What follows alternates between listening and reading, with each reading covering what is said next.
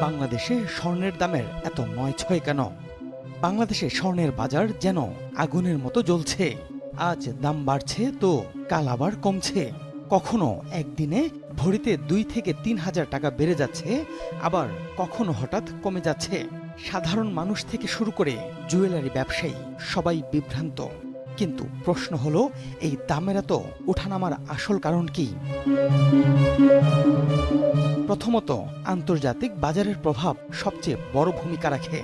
স্বর্ণ একটি বৈশ্বিক পণ্য, যার দাম নির্ধারণ হয় আন্তর্জাতিক বাজারে ডলারের মান, বৈশ্বিক মুদ্রাস্ফীতি, যুদ্ধ বিগ্রহ এবং অর্থনৈতিক অস্থিরতার উপর নির্ভর করে।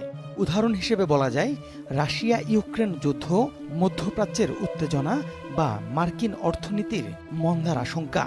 এসব ঘটনার সময় বিনিয়োগকারীরা নিরাপদ আশ্রয় হিসেবে স্বর্ণে ঝুঁকে পড়ে, ফলে চাহিদা বাড়ে, দামও বাড়ে। আন্তর্জাতিক বাজারে দাম বাড়লে বাংলাদেশেও তার প্রভাব পড়ে।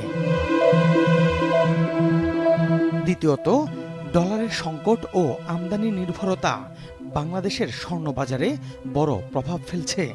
বাংলাদেশে স্বর্ণের বেশিরভাগই আমদানি করতে হয়, কিন্তু সাম্প্রতিক সময়ে ডলার সংকটের কারণে ব্যাংকগুলো সহজে এলসি খুলতে পারছে না, ফলে বৈধভাবে স্বর্ণ আমদানি কমে গেছে।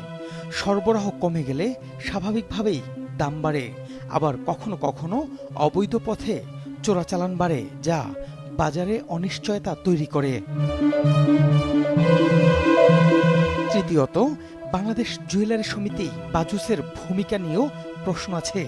তারা বাজার পরিস্থিতির সঙ্গে খাপ খাইয়ে দাম নির্ধারণের কথা বললেও অনেক সময় দেখা যায় দিনে দিনে কয়েক দফা দাম পরিবর্তন করা হচ্ছে। এতে সাধারণ মানুষ বিভ্রান্ত হয়।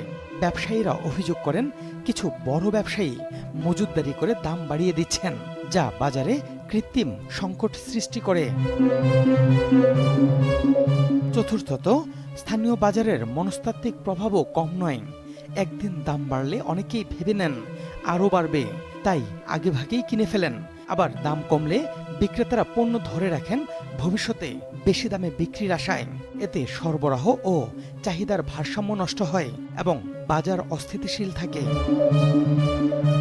সবশেষে, নীতিগত অসঙ্গতি ও বাজার তদারকির অভাবও বড় কারণ।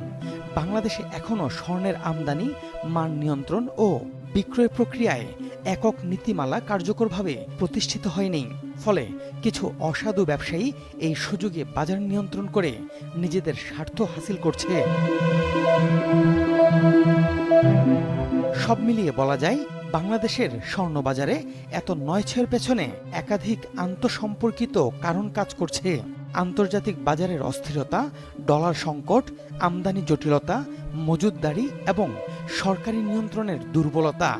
দীর্ঘমেয়াদে এই পরিস্থিতি স্বর্ণ খাতে অস্বচ্ছতা, স্থিতিশীলতা ও ন্যায়সঙ্গত মূল্য নির্ধারণের পথে বড় বাধা হয়ে দাঁড়াচ্ছে। এখন প্রয়োজন কঠোর নীতিগত পদক্ষেপ ও কার্যকর বাজার পর্যবেক্ষণ, যাতে স্বর্ণ তার মূল্য ধরে রাখে, শুধু অলংকার নয়, অর্থনীতিতেও।